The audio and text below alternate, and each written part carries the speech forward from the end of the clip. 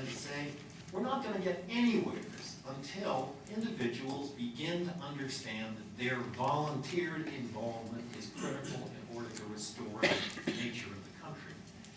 And I think, I think the government could help. They could have programs for volunteer people. They could even make it mandatory and say people could volunteer for things. But we're not going to get anywhere until Millie and I have to go lie down in Pennsylvania Avenue in front of the buses before any of those people are allowed to take us to war again. Dan, You have to look to Tom. No, thank you, Your Honor. When you ask the question whether America's best days are behind us, I think what's happened is that with the globalization of the economy and the increasing technological sophistication of the world, that the best days are behind more than half of our citizens who only have a high school education or less. And the job opportunities for them are diminished, and their real disposable income is diminished. And I don't see that turning around. And I'm also not sure that a big percentage of the people I mean, there's just a lot of people who will do well to finish high school. And I'm not sure what the delta is between those now graduating and those who have the potential for truly doing better. And so long as there are 7 billion people out in the world who can do that kind of manual labor and assembly work labor, I think we have a permanent issue that our society needs to address. I don't have a solution for it. I'll leave that to Emily. You know, America's future may be great as a technological power and as the wealthiest economy. And I spent a lot of time in Eastern Europe, and I can see how incredibly valuable our sense of the rule of law is in encouraging investment and growth. It just, until you see places where that's not the case, you can't imagine the value of that intangible asset that we've been working on since 1775. And the final point I want to make is that the record should show, and it sort of goes to your point, that the protests of the 60s were not by a bunch of privileged rich people who had nothing better to do, but by people who were in imminent jeopardy of going off on a somewhat mistaken war from all classes and backgrounds. You may remember Muhammad Ali as one of those folks. So I think, you know, every generation writes its own history, but it's a shame when it gets rewritten in a way that doesn't reflect what really happened. Let me see if I can segue a little bit here. Peter used the phrase, our country is in a constant tension, and we may actually be at a dangerous point. Question, and clearly we feel here in Maine, we have our own Occupy movement, everybody here has a sense that there's a problem going on. Is the problem also in Maine? Are we also guilty, for lack of better words, of behaviors which are contributing to the problem? Or is this one of those, it's a national issue, but we simply suffer because we're here in Maine? I'm just curious, your thoughts, your perspectives, how much of the problem is also here in Maine? I don't think it's particularly prominent here. And probably that's the reason why the activities of my predecessor stood out. I mean, because a lot of what he did would have passed utterly without notice in many other states. And a lot of good came out of it. The Opega audit report produced a request from the Government Oversight Committee to write a law that's, I think, on its way to passage that applies to all quasi-governmental agencies. Some 20 or 30 of them are listed in the bill, and sets up a set of rules for procurement, purchasing, and policies that we will all need to abide by. I don't think Maine used to be the home to a number of national corporations, and is no longer so. But I think there's a fun, you know, we got listed Maine is number one in a few things. We got listed yesterday as number one on the Peace Index. We have fewer murders, fewer crimes, less need for police, and so forth. So there are some good things about our state. I think we are an exceptional state. Maine also got an F in the recent report card with regard for practices and things. Oh, we've yes, discussed- but you know what? That was a I looked at that. That was a paper check of rules in place. I don't think they were looking at incidents or occurrences. I thought it was highly misleading. And the other thing about it, New Jersey was #1. That's what it should be. New Jersey and Illinois and Louisiana really ought to spend a lot of time trying to police their ethics because they have a lot of issues.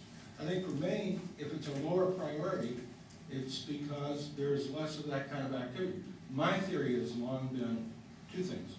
One is there's not much to steal here.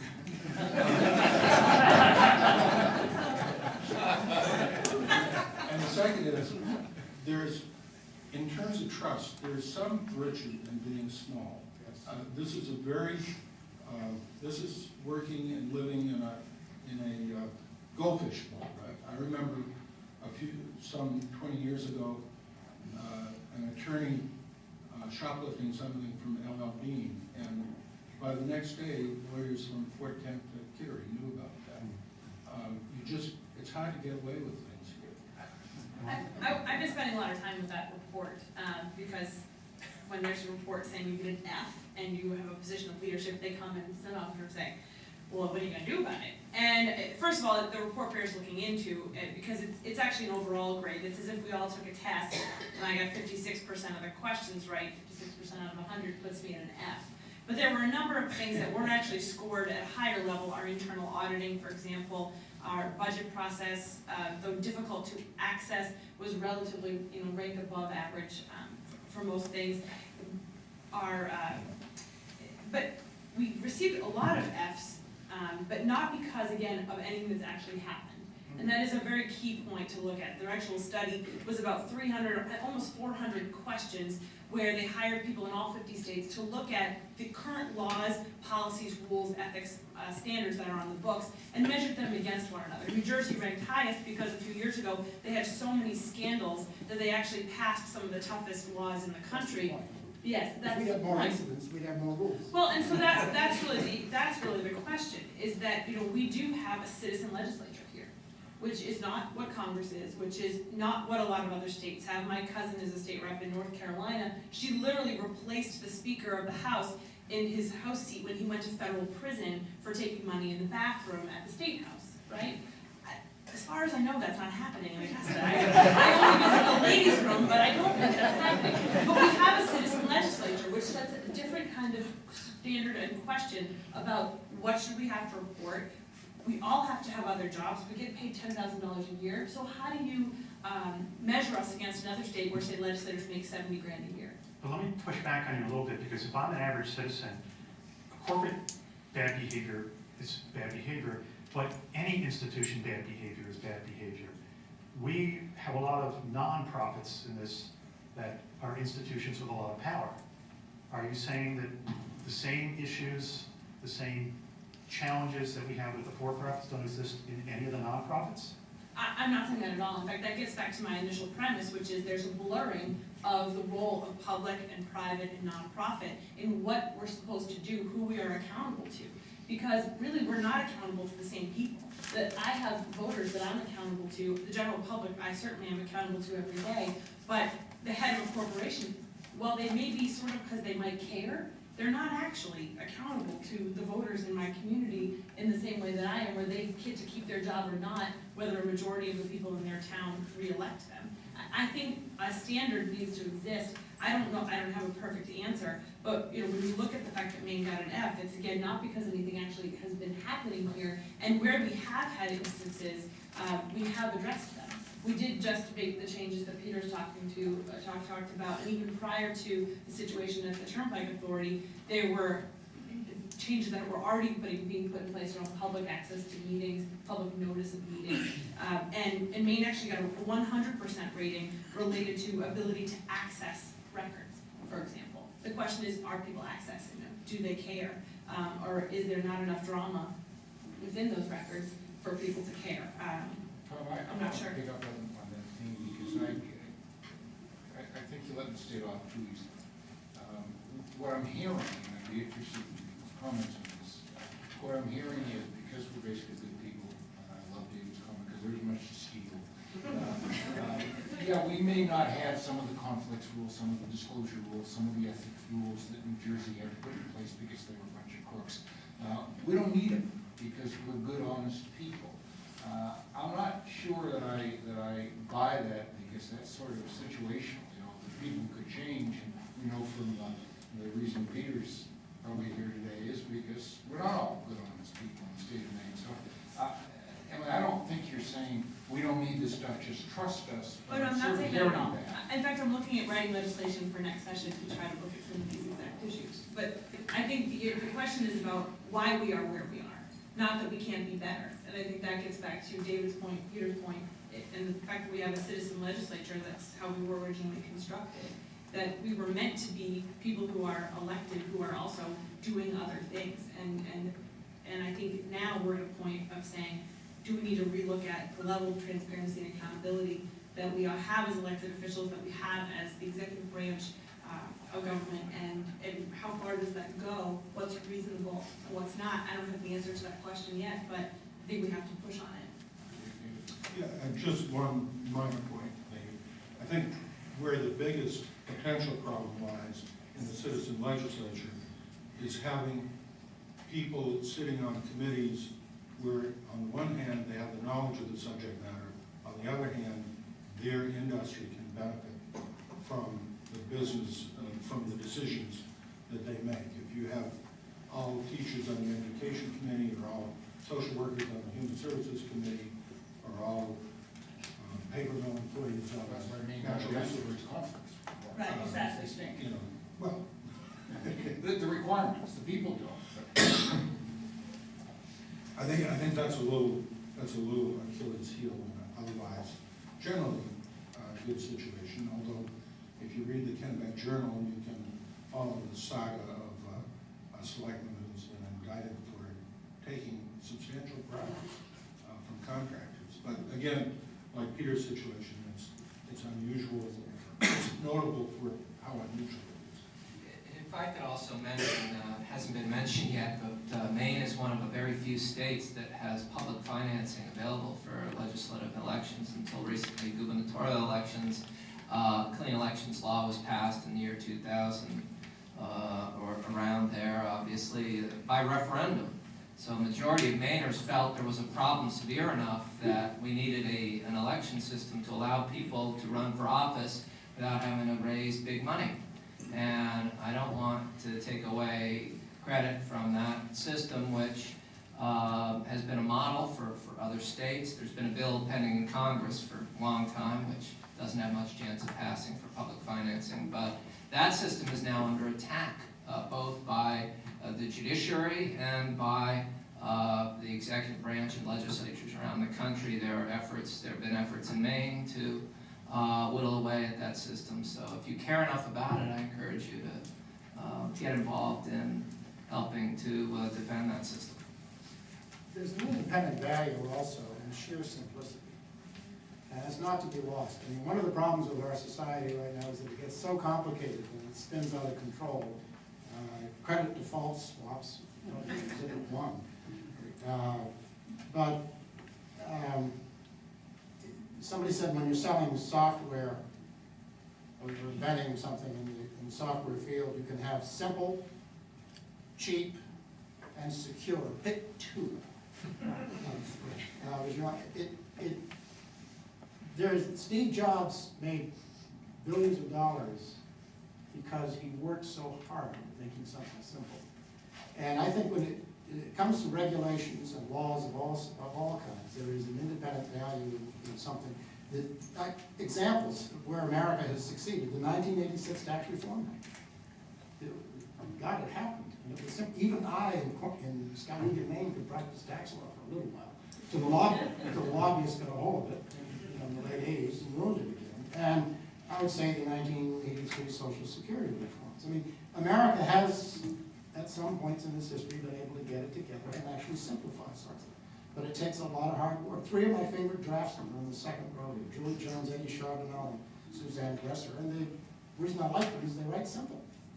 And one of the reasons our red books aren't as fat as some other states is because they are able to get things down on paper a little more concisely and efficiently than the rest. But it also has the virtue, simplicity in drafting, also has the virtue of being comprehensible. And if you want to read anything, I mean, we get into trouble in America when we write laws, regulations like HIPAA. You know, they go on for volumes and no one knows what they mean. I'm watching the clock, and we have about 10 minutes before I'm going to turn to questions, just to get you started thinking. And I'm looking through the things I'd love to ask, and I know I can't ask the fun ones, like, let's talk about the commonality between Occupy Wall Street and the Tea Party, or the importance or the incivility in political discourse, and does it make a difference? Perhaps one of you will ask something like that. I want to come back to, do organizations need a better target, a better focus on what some have called in the business world the triple bottom line, where it's not just about the profit, but the mission, the employees, society at large, those sorts of things. Is it enough? Will it be enough short term if we start to get a better focus that every institution, not just every organization, steps back and starts to look at what should really be its targets? Yeah, Tom, just to make sure the question is clear, you're talking about the social responsibility aspect that might go beyond maximizing profits. And that's something we should get into before we get into the questions of panel's view on the obligation that institutions have to society beyond their direct mission. Right. Any, David? You know, we're at a loss for words. I think that my experience at Central Maine Power was that we had a company that was losing its monopoly, was poorly regarded by the public, and was losing money, or wasn't living up to its expectations. And my strategy for bringing that back was, first of all, to recover the trust of the people of Maine, and secondly, we had to reduce our workforce, but to treat the people who remain in a way that they'd be proud to work here. And we had in order to, as Bill Robinson's out there, he worked with me, and Bob Briggs had the same issue at Bangor Hydro. Living up to high ethical standards was the best business practice I could have, because I needed to regain the confidence of my regulators as well as my customers. And so it wasn't ever a conflict for me to try to conduct business in an ethical and responsible way. Now I run a company that's in affordable housing, which is regulated by HUD, and I have the same attitude that it's good business to do things in an ethical way and to care about your employees and as well as your customers. So that may be simplistic. Bob, did you want to? There's good news. Actually, a lot of progress has been made in an area that is referred to twice before. Once, actually, you did, and that is a corporation being an externalizing machine, which means to externalize liabilities and make the public pay. It was the old joke. It didn't refer to Central Maine Power, but we would drive up the turnpike, and you get to about mile 38, and you take a deep breath. You go, and I remember running for office, and I went over to Westbrook, and I pointed out to people that that I was living in Cape Elizabeth was a little hard on me, and they said that's the green smell of money. And I got a little smarter than that after 40 years. What has happened that's encouraging is this: there is a recognition that people who run companies are basically really good people. I mean, they're not bad people; they're good people. And the difficulty is they can't make up their own rules about how they run the business. There are a whole bunch of rules that are made by which people have to follow, and if they don't think the rules are very good, there's not much choice they've got, really. I mean, you run the business, you got to obey the rules. And the rules have been set by accountants. And accountants, again, have have been fairly straightforward, narrow people, and without too much of a sense of externalities. And what we've had now globally is a sense of, look, let's use the energy of the really good people who run companies. Let's use the driving force of single bottom line. Let's define single bottom line so that you include proper costs. And almost everybody, I used to be in the coal business, for example. Anybody who works in the coal business knows that the costs on the people who work in the mines are vastly more than they get paid. And that somehow coal should cost more. Well, that's the kind of thing that can be done by accountants. And when people have emissions into the atmosphere, you can say, all right, let's say that Exxon puts $10 billion a year worth of emissions into the atmosphere. At the moment, the division between the public good and the private good is the public pays for the emissions. Now, let's say that that's something we don't want to have. We want to have less emissions. All right? Then we should say that they should keep track of the emissions, and it'd be up to the legislature to decide how do we want to have people who do business in our state pay for emissions. And you would want to do that, I think, in a way that is sensitive to being competitive on the one hand, and so you can't simply have standards that are completely irrelevant to what the competition is going to provide. And secondly, that are meaningful in terms of being an incentive for what the person is going to do for their conduct. So you want people to buy material that is going to have the smallest external cost, because in doing so they will save money. That is an easier way of getting it than in appealing to their, what is that, Jeffersonian word, their better nature. Because, you know, running a business is hard work, and in order to make money, you have to obey the rules. So we got to have rules that make it possible to be successful at the same time as also reducing the adverse impact of the operations of the business on society. Just to follow up on the political front, I suspect that no one would be, many chief executives would be delighted to see campaign finance reform where they won't any longer get held up by politicians for outrageous amounts of money. That's what's going on now. Tyler, let me respond to that just for a second. I think it's, when you talk about externalities, it's critically important that it be done by rules of general application. That's right. And not impose an obligation on a particular business. There are three problems. There are four problems with this. If you try to do it by just the stockholders saying to the business, oh, you got to take into account the externalities of the business. The first is the problem, who identifies what is an externality? The second is, what do you do when you have competing externalities? You know, electricity has some environmental costs. On the other hand, that which it replaced had even greater human health and environmental costs. The third is, who quantifies the externality if you've agreed on what it is and that there isn't some countervailing value? And the fourth is, what's the impact going to be on your ability to compete in a global economy? It's one thing if Maine says that company X has to take into account the impact on air quality. If it's not a general rule of general applicability, then other companies in other states and countries can come in and eat your lunch, and people will say, well, they didn't pollute the atmosphere while they were in business, but now they're dead. To Tom's point, though, maybe this is something you can comment on, David, you just sort of read responsibility, social responsibility out of the picture, because do we really need regulations to tell us that our externalities, which are impacts, ought to be regulated in some way by rulemaking, when wouldn't the ideal be to have the impactor say, I'm having this kind of an impact, here's what I'm going to do about it. So that's where social responsibility comes in. Well, having a level playing field is a sine qua non of being in business. Sure. Bob, did you want to add something?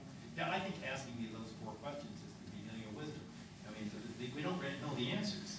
And yet what's important is that they be asked. The whole problem has been that people have thought of businesses being hostile to human welfare. And a lot of what businesses have done have been hostile to human welfare. Well, the way to deal with that is to try to ask those 4 questions. And we don't know the answer, so the right people to begin answering them are the accountants, because the accountants can do it globally. And so that solves the competitive problem. If you have a common, I mean, accounting is the nearest we have to a common language globally. And so if you can manage to get those 4 questions dealt with by accountants, we're already up 2 layers, and it's very encouraging. Emily, I just wanted to add, I think when you think about government, under those sort of that lens, I think we have to think about, I'm a former chair of appropriations, I love the state budget, because you look at where we spend our money, it's where our priorities are and our needs. I think and when you look at what we measure or don't measure, you also can tell what we care about. I think that's probably true for corporations as well. And I think that is part of that answer of do organizations need a new focus? Maybe it's more of a public dialogue about what we should be measuring. You know, what are those impacts that we should care about, and are there any that are universal? I mean, I think the points you're making make the argument for universal healthcare. Because if businesses can compete, if healthcare is the same in all 50 states, then you can choose, you don't have to worry about that as your defining factor. You know, if you look at the access to education, if that is something that we can raise the level of to a basic standard, then our workforce, you can decide, you know, based on different elements of the workforce, based on educational opportunity or access. I think it's a matter of what we're measuring when it comes to those, what quantifies or qualifies the level playing field, as you call it, because it may not be a tax policy, but it may be a level of education that everybody should have. It may be an access to healthcare that everybody should have, or it may be a wage that we aspire to as a nation, which I think wages is something we haven't really talked about as much here today, but I think is another element of all of this. I'm going to shift gears now, and I'm going to try and make sure I have eye contact with the whole audience. If there's anybody that has, we could continue for hours, and I wish we had taped the first half hour before I got in here. But if there are people that have questions for the panel, this would be a time for it. We're just going to ask, because there are people in the overflow room, that you speak with a microphone. So any questions? All right. I guess I don't know who this is for, but the Clean Air and Water Act cleaned up the Androscoggin River, or at least the clean water portion. And you could argue that that was bad for business, was bad for global competitiveness, to not just take your refuse and throw it in the river anymore. But I'm very glad that this happened. How do you do the same thing for finance? How do you get companies to realize that, you know, this is something that can benefit all of us by restoring trust in the markets, say, or by having, you know, by being able to invest in a company and trust that you're going to get your fair share of the risk you took. I hope that makes sense. David, you want to take it? Sure, that makes a lot of sense, and that's an area where, starting with Glass-Steagall and the reforms of President Roosevelt, you know, many people saw him as being anti-capitalist, but in many ways, he saved the capitalist system, and by having regulations that applied to everybody, that made financial transactions more transparent and covering more sectors. It's exactly analogous to the Clean Water Act or the Clean Air Act.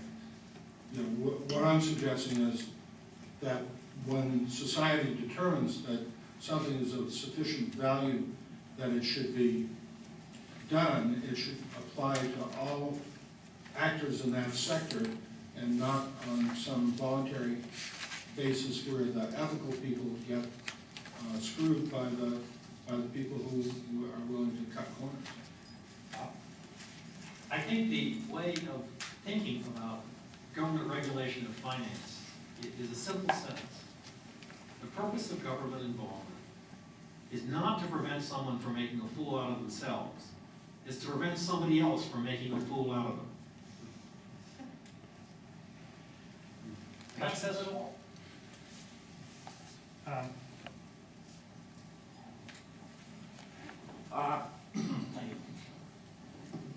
This seems to be one of these conversations where we're we're trying to tune up the government machine to be a better problem solver, justice maker, if that's what government does.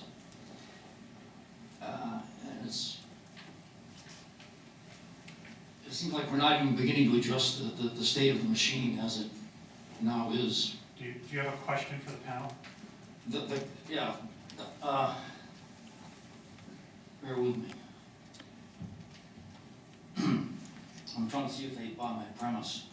What are we expecting the government to do better than it's doing now? And before you can ask that, you have to say, what is the present operating condition of the government? Okay, well, I think that's a fair question. Let me ask you to pause there. And I have a point here, as in fact. Big news, what was it? When was Osama bin Laden killed? That's relevant. Will you bear with me a minute?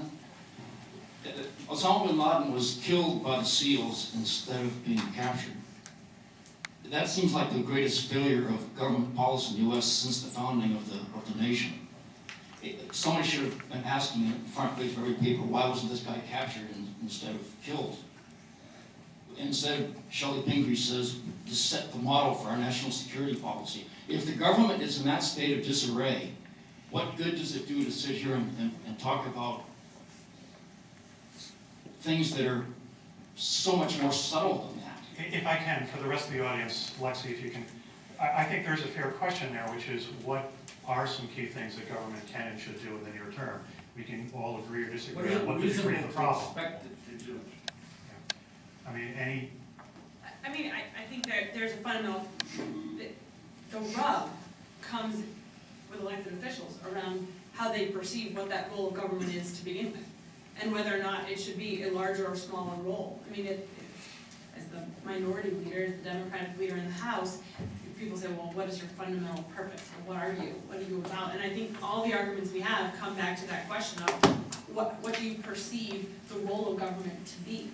If we're talking about the role of government setting a level playing field, or setting a straight standard that people can understand and follow in an easily understood, not too complex way, then we have to make sure, I think, as government, that we're not playing a lowest common denominator game as we do that. That we're not, in order to get agreement, dropping the standards so low that we can all tolerate it, but rather striving for something higher. And I think that gets back to the finance question, it gets back to the environmental question, it gets back to the security question. It's not about what we can all agree on most easily. It's actually what we can all come to as an agreement that requires all of us to stretch. And I think that's where government has an opportunity to look at itself and its functions and say, are we just playing a lowest common denominator game here, or can we strive to be something bigger and better, and I think ultimately more effective? Isn't that a sort of a fundamental economics question of which side of the divide you're on? It sort of goes to some of what you're saying, Bob. You can either say free market, laissez-faire, leave us alone, or you can say the world's changed too much, we need more government involvement to help get people educated, the ones that David referred to, the people who are never going to have a chance to help with health care. That's what bothers me, sort of, that we have some very fundamental economic dividers.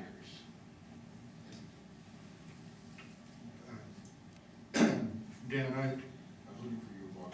oh, sorry. No, I'm saying I was looking for you and Bob. Oh, okay.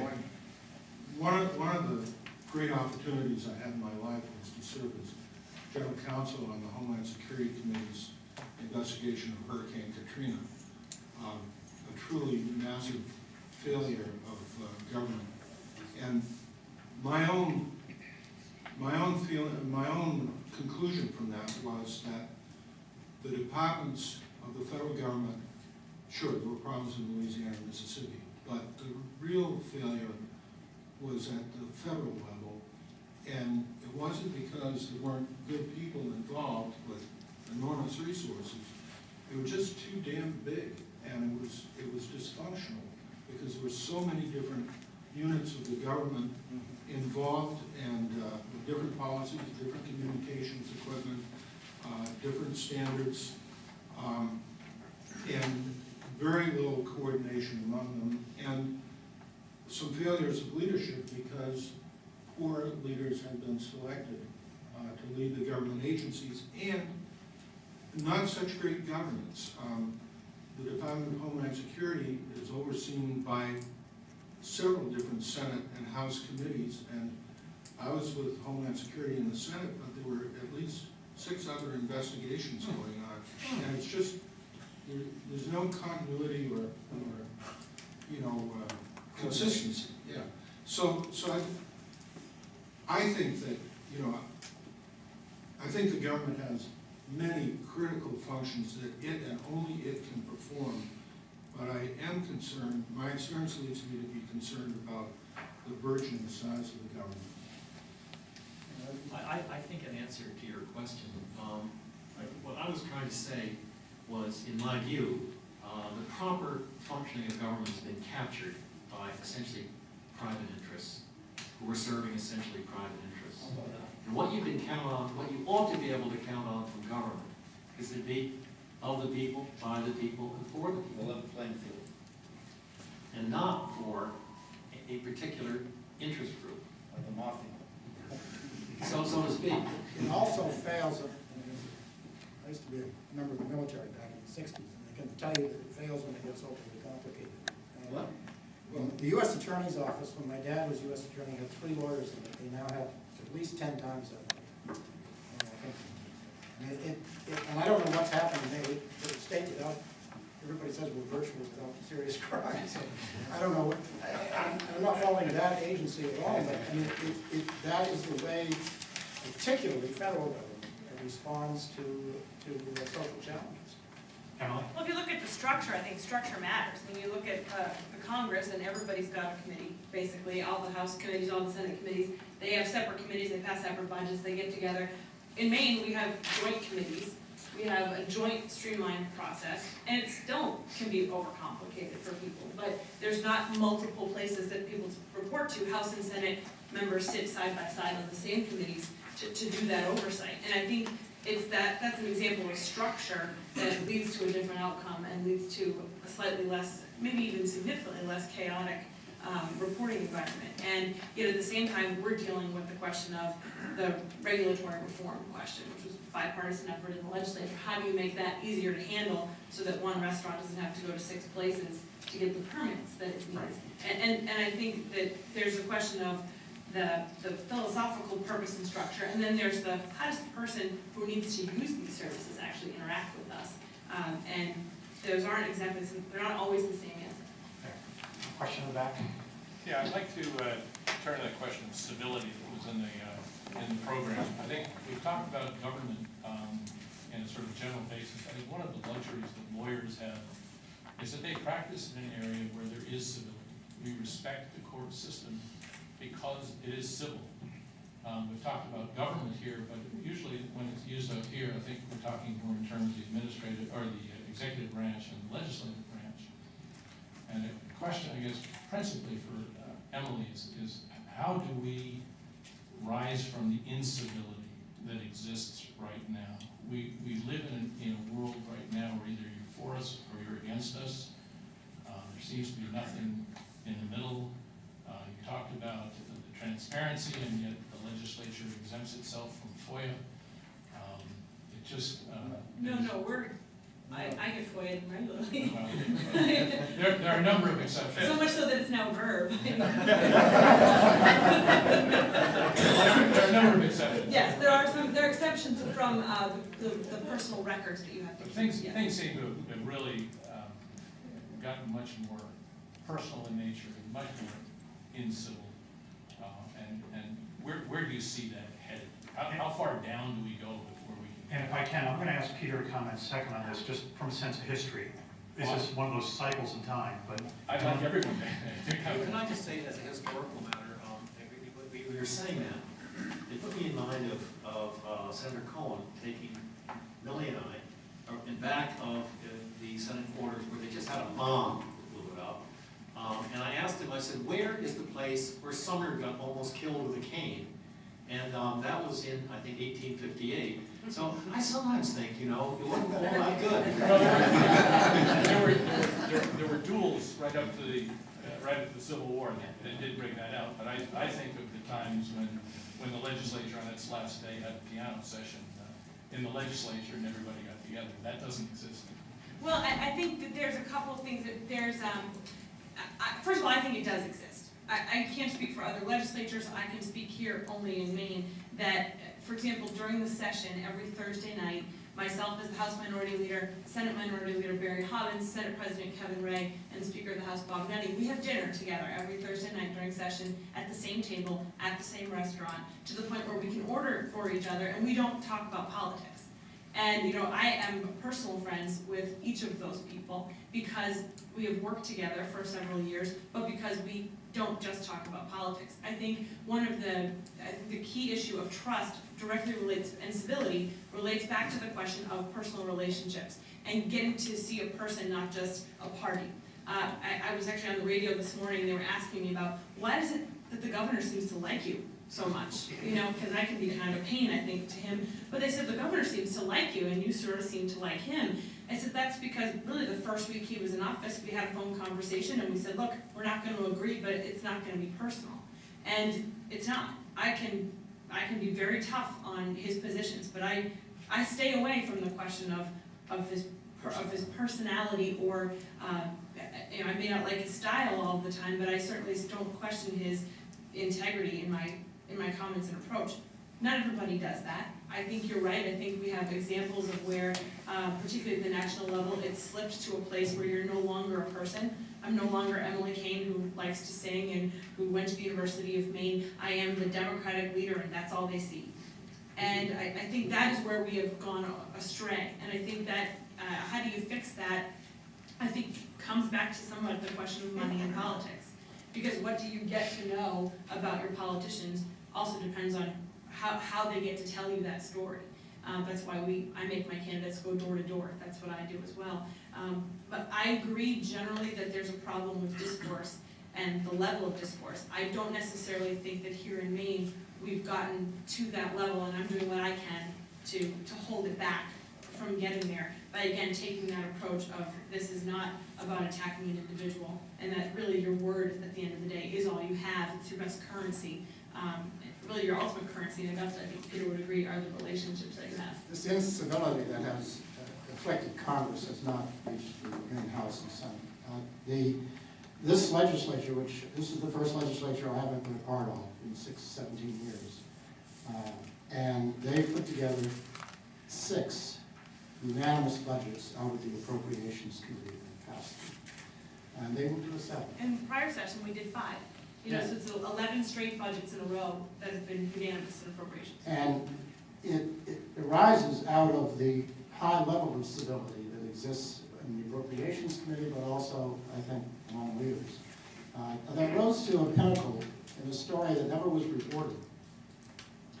In June of last year, 2011, when a few renegades in the Republican Party decided to upset the budget on the pension issue and prepared a floor amendment that would have really raised Cain.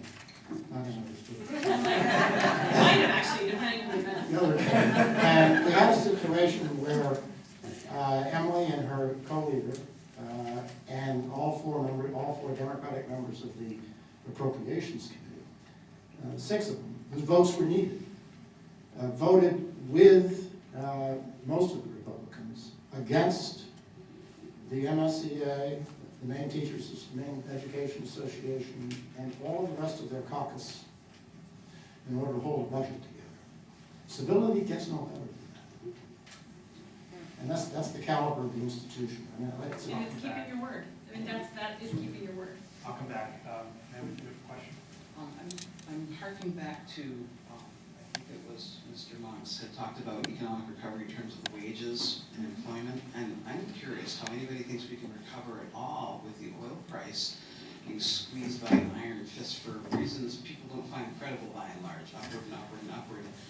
The government is not stepping in with an excess profits tax. They're not doing anything really, and that really concerns me. And one of the things I wanted to try to compare with, I saw a headline in my email, didn't have time to read it, that Vermont had done something on the state level, leading to Vermont, about Citizens United. Does anybody know what they did? Because I'm thinking maybe the state-by-state approach, if the government, at the federal level.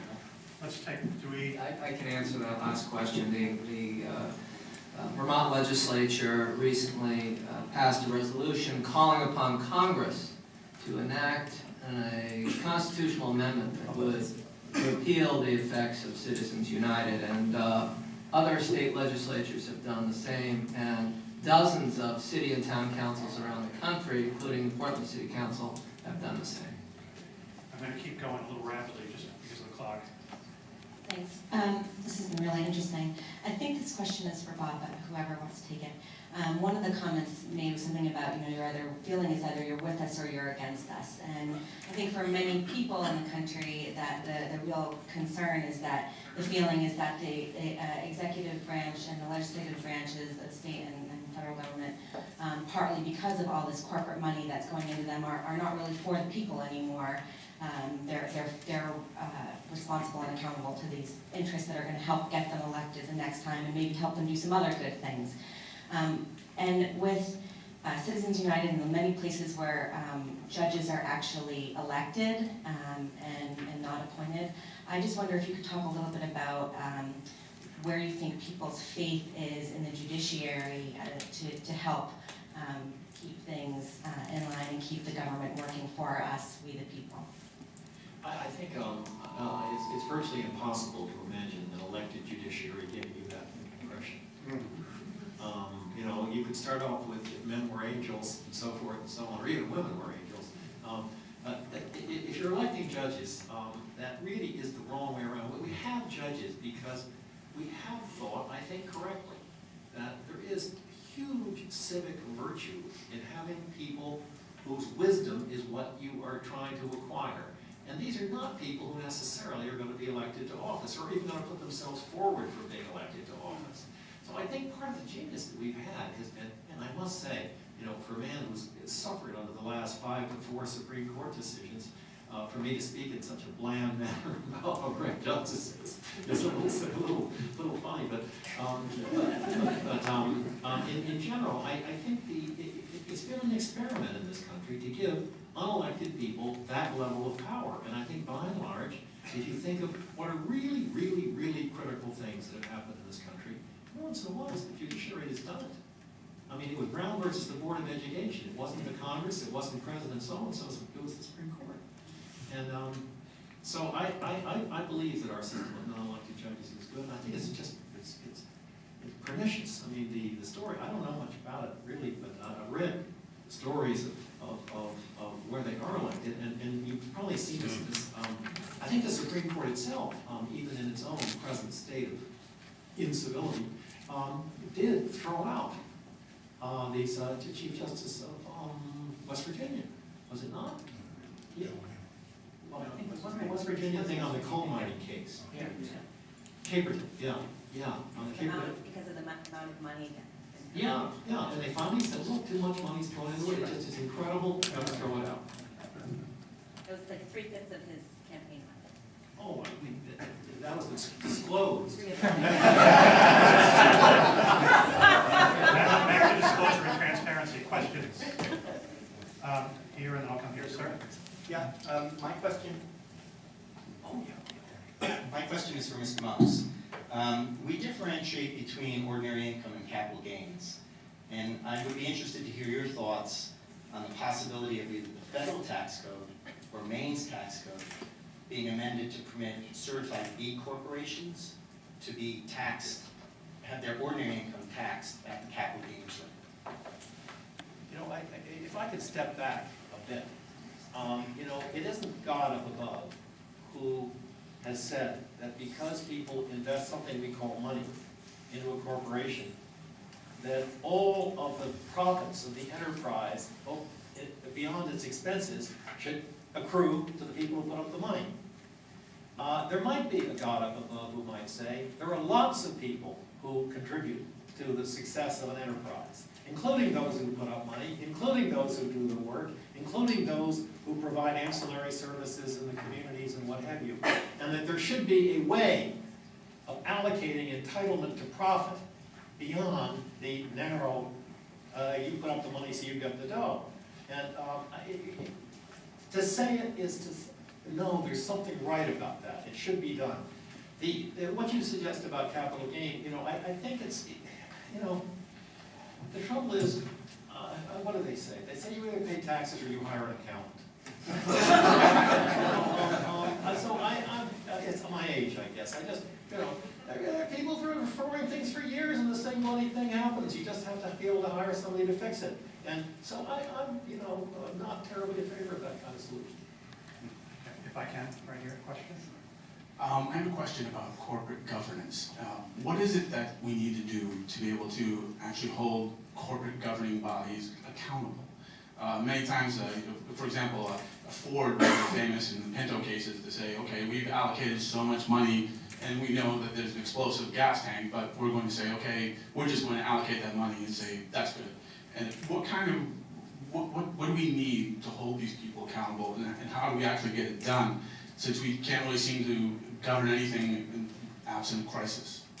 Well, on the gas tank case, somebody's got to go to jail. I mean, there has to be conduct by a corporation for which an individual corporate officer is going to be responsible to the point of going to jail. I mean, the old statement about corporations, they have no soul to save and no body to incarcerate. You've got to have somebody, if there really is something like the exploding Pinto gas case, you would want someone to go to jail. On the question of accountability generally, the real problem is this, is that in America, shareholders don't have the right either to pick or to get rid of directors. And what every book you ever read says the shareholders elect the directors, wrong, they don't. What they do is they do what the Russians used to do when they voted for 13 members of the Politburo. They get 13 slots, because that's all the people who were nominated. That's a little bit of an overstatement. I'll have my chance. But what we really need, what you need, is to have a genuine electoral process for directors. And we don't have, in other countries, except the United States, a given number of shareholders can call a meeting at which they can get rid of a director. We can't do that. It would be good if in the United States we could do that. There'd be a little help now. I'm going to do this. You've been wonderfully patient, and the panelists have been great too. And in the last 4 or 5 minutes, I'm going to ask each of them if they want to have the last 90, 120 seconds impressions from today, but you've been great. Peter? Well, my impression is to tee off the last discussion. I think the shareholders can actually, they have the theoretical power to do just about anything. They can write the bylaws any way they want it, in theory. And Bob is pointing out is that in practice that just doesn't happen. One of the ways of leveraging into this environment is to find places where there are large numbers of responsible shareholders. And what we're seeing in America today is that pension funds, and public pension funds at that, like CalPERS, the Maine PERS has control over approximately $11 billion, which is about a quarter of the state's gross state product. But at any given day, they're controlling $11 billion of invested capital. So they don't really want, Maine is small enough that it doesn't really want to be in the business of looking too closely at corporate governance issues. But CalPERS, California, has decided that it will do so. And I think there may be Bob has other ideas, but there may be other places where you can find repositories of power that can begin to make some changes in the way corporations are governed. Because the freedom to design bylaws that will say just about what you want is there. It's just that it's been, we allow management to excise it, basically. Tom, your comment was in the closing minutes, anything you want to talk about. Yeah, anything. Okay, No, John? it wasn't about you, it was about Yeah. whatever they take away from the day, we'd love to hear. Did we miss something major, John? No, I mean, I'm just very impressed with this entire discussion, and I think discussions like this are happening all over the country and should be, and the sense of empowerment that I think is important not only for citizens but consumers, elected officials, unelected officials in government, others is extremely important. I did want to make a comment about the whole civility, lack of civility discussion, just to give folks greater insight into Occupy and where it comes from. Sort of their take on that is that it's a huge distraction, this whole lack of civility, especially at the federal level. What they've seen is an ever narrowing of differences between the two major parties on the most important economic issues of our day affecting the lives of most people, whether it be international trade or foreign policy, national security policy. And while those differences are narrowing, what you're seeing is increasingly personal attacks and yelling and screaming, and the corporate media turning up the volume because they need to give the general public the impression that democracy is alive and well in America. And from the standpoint of my clients, the Occupy folks, it isn't alive and well. And notwithstanding the lack of civility that you see, there's incredible agreement on service to the interests of the wealthiest people in the country and the largest corporations. Thank you. I think that the joke in my talk is that I didn't coin, but I'll share, is that corporations are not people until Texas executes one. And I didn't make that up, but I think to me that puts it into perspective, because we have to get back to talking about people. And I think when I think about government and the role government can play in helping to get this increased stratification and gap between the haves and the have-nots, whether it's in wages, whether it's in access to opportunity, access to education, access to culture, access to options, really. And having more than just one thing in front of you that you have to do, because that's what your economic destiny is. I think government should take lessons from business, but not necessarily become a business. Because really we have a constituency that we don't get to choose. It's there, it's everybody in this room and beyond. We don't get to choose, we don't get to, we shouldn't, and I think we need to stay away from compartmentalizing people and sort of trying to lock them into, again, their economics or their access to healthcare or their access to education. What I'm searching for in my work in government comes back to leadership with a vision, because I think hard decisions need to be made. Hard decisions need to be made that I won't like, that others won't like, but if they're not in the context of a shared vision of what we need to be as a state, as a country, we'll never get to that level playing field for corporations or for individuals. And I think for me, that's why, as I look at elections, as I look at people who are running for office, as I look to recruit those who are running for office, I'm looking for somebody who can articulate a vision. And because they can articulate it in a way that brings people together, that's where you get the trust, that's where you get the accountability, and I think it brings all the ideas to the table, and that's the only way we're going to solve or even attempt to answer effectively the questions raised by Bob at the beginning of this program. This is an ongoing conversation. I think it's one we can't just allocate 2 hours for, but we really do need to take home with us. I know I certainly won't. Dave? Thanks, Tom. It seems to me it's obvious that there's a great deal of dissatisfaction here, both with corporate governance and, if you think about it, with government governance. I think the root cause of a lot of that is that this nation, which from its birth has been one of ever-expanding opportunities, now is faced with global competition that's leading, for some classes more than others, a reduction in both opportunities and real income. And I don't think any of us have offered any great solutions for that. But when you do consider the policies that are proposed, I wish you would think about a couple of things. One is whether you want a bigger government, and one, therefore, that's going to be pressured by more interest groups, spending more resources in order to get decisions go their way, not just corporations, but the other great interest groups in the country, as Peter said, the Algo and many others. And secondly, you should look at those options that are offered to you as maybe as seductive panaceas through the lens of what's it going to do to our global economic position absolutely in the air of just perfectly ideal solutions that are perfectly just and accelerate, exacerbate the loss of our economic well-being. So, as I say, I got no easy solutions. I just would urge you to think about those two considerations. Thank you. Bob?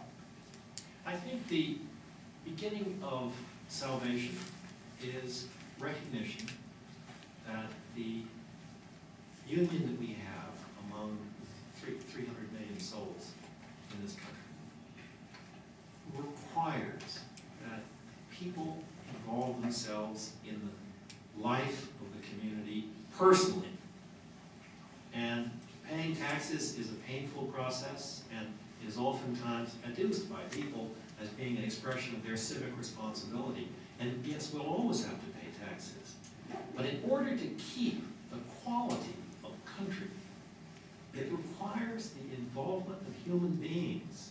And the problem with corporations is not that they're in and of themselves an evil, it's that they're not people. It is that it isn't the generally accepted accounting principles and the bottom line that makes for a good and decent and civil society. It's the feelings of people who understand that their participation is essential. And I would hope we could take from things like the Occupy movement, the sense that people in this country ought to contribute some significant portion of their time and energy to a voluntary activity of their choice in order to enhance the quality for all of us.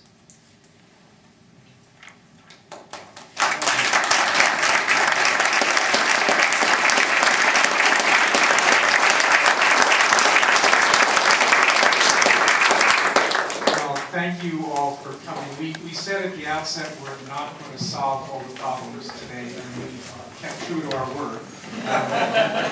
But we are committed as a law school to being a vehicle for that dialogue that needs to keep happening, for this thing to keep going on, this discussion, this conversation to continue.